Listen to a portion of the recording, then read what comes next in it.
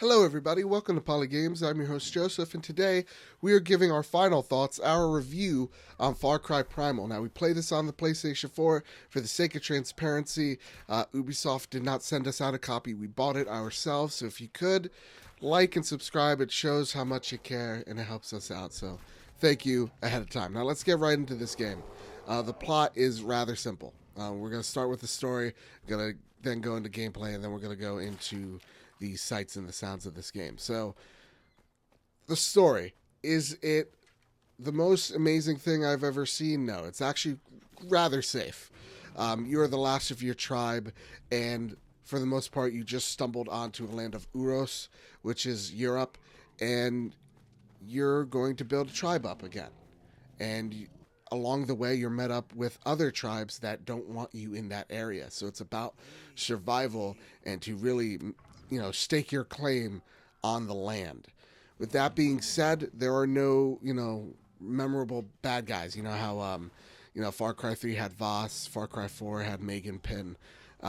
There is no major bad guy that's really threatening that you want to learn more about.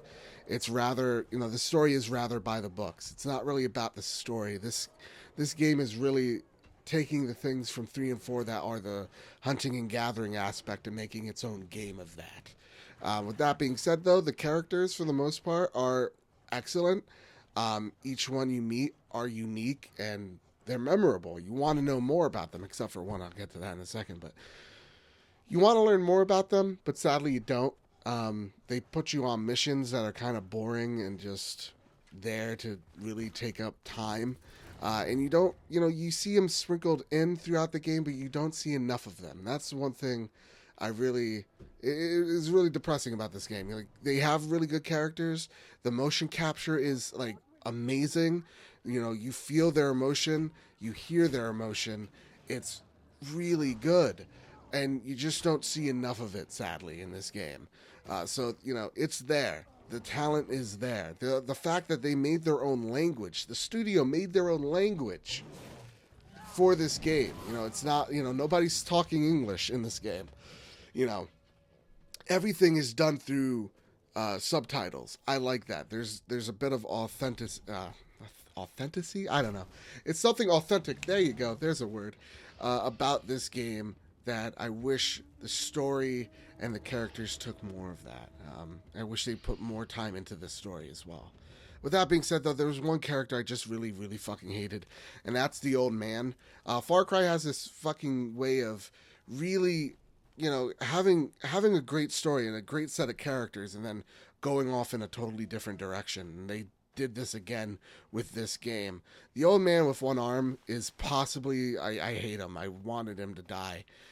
He tries to be funny, and in a game that takes itself very seriously, his antics kind of ruin it for me.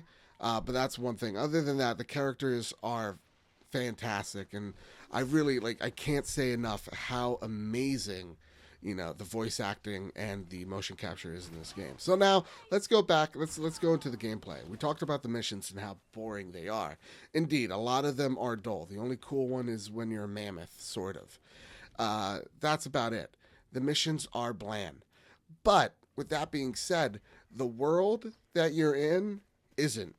Usually in games, the story revolves around you. The world revolves around you, the character.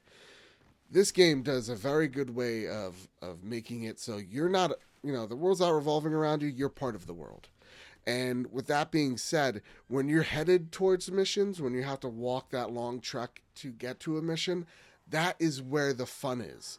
I have more fun getting to a mission than actually playing the missions themselves, because the world around you is a living, breathing thing.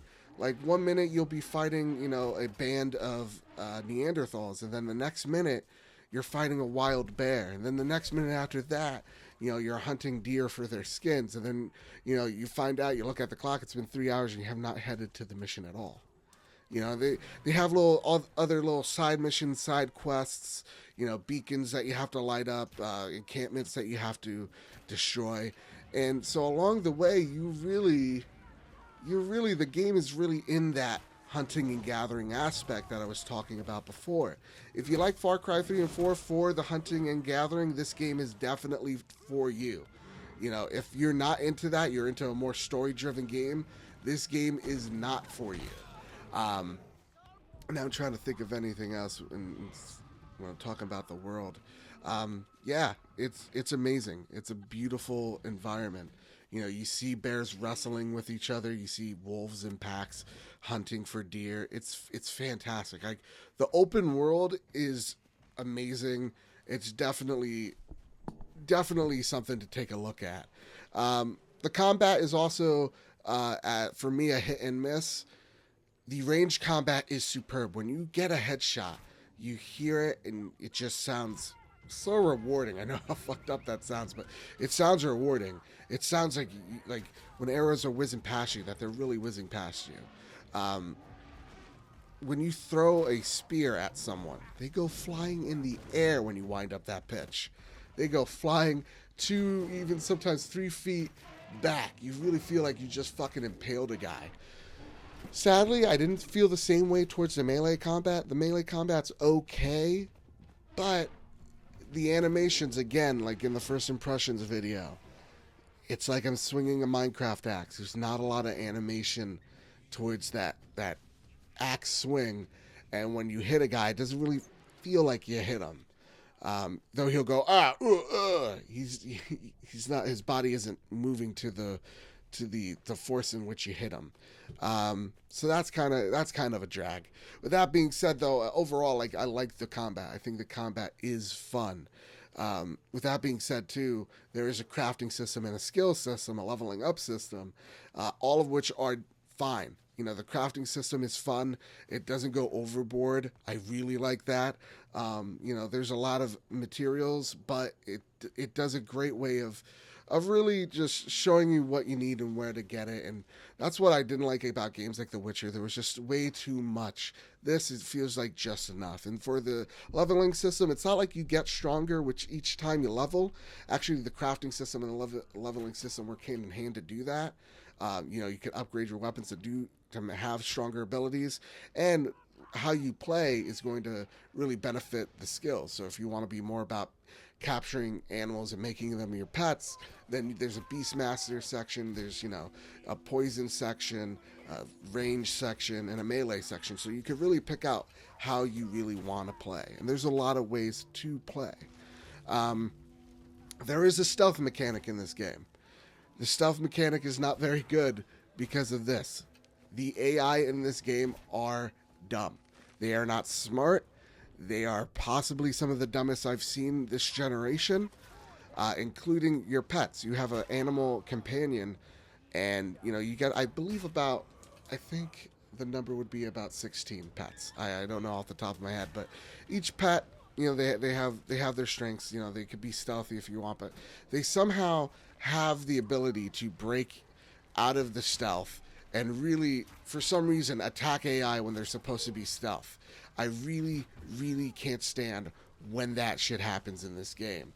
I'll be, you know, in an encampment, duck down, and then all of a sudden my lion just starts attacking everybody. It's annoying. You'll actually probably even see it in this video that happens. It's annoying, and I want it to stop. With that being said, too, when you're trying to pet your pet or you're trying to mount your pet, you know, to ride, he sometimes zigzags everywhere, and it breaks the immersion process, and it's really aggravating. That being said, too, fighting animals at times is really ridiculous.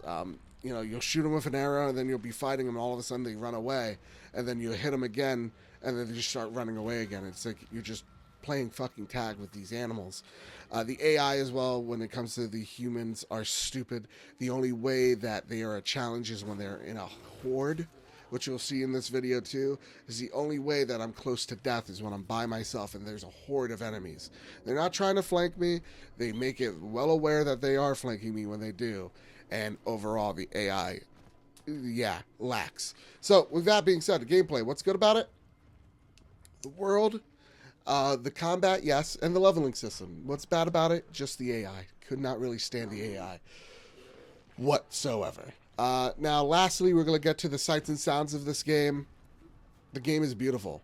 I really need to hit this on the head. The world is gorgeous. If you want and you're dying for a really good open world game, the hunting and gathering aspects, this is gonna be your game. The world is gorgeous. The lighting effects are insane. When it's nighttime or daytime, it's just the worlds are two totally different things, but they're still like two totally different types of beautiful. You always feel like also you're never safe because there's no guns in this game. The world does a great job of really making you feel vulnerable at all times. I kind of forgot to mention that in the gameplay, but the sights and sounds, man, the game is beautiful. The game is gorgeous. It's just how the wind blows and you see the grass sway with the wind movements. You hear it in your headphones and you're just like, wow, I feel like I'm in a world. You hear barking in the distance, you hear yelling in the background, and you're just like, holy shit, I'm not alone here. And that's this game, man. The sights and the sounds are where it takes this game to the next fucking level. So with that being said, sounds are awesome. The sights are amazing. Really, I'm telling you, the game is gorgeous on what it does. Like, it's providing this huge open world, and it's littered with inhabitants. Yeah, games like The Witness is a very beautiful game. Games like Street Fighter are really beautiful, but there's no AI there, right? This game's doing multiple things, and it's doing them fairly well for the most part. And yeah, it's still really beautiful. So with that being said, guys, what is my review of this game? I have to give this review, I have to see a scale of 0 to 10. I would have to give this game a solid 7.5. It's a ballpark it. So if you think I'm too forgiving, put it down a peg, or if you think I'm, too harsh, give it an 8.5 if you like, whatever. I'm going to ballpark it and say 7.5. This is a very good game. It's a good experience. It is worth your $60 if you're into those open world hunting and gathering like games. This is going to be the game for you, also, I forgot there's a base building aspect that you'll rarely ever visit. Totally forgot about that. But yeah, with that being said, guys, if you like this review, please like, subscribe. This is the 1-year anniversary of Poly Games. So, every week we're going, or every day we're going to put out new content, and there's going to be at least 2 or 3 podcasts this week. So definitely go on our website, thepolynetwork.com, subscribe to us on iTunes and Stitcher and SoundCloud and all that stuff. So everybody, have a great fudging day.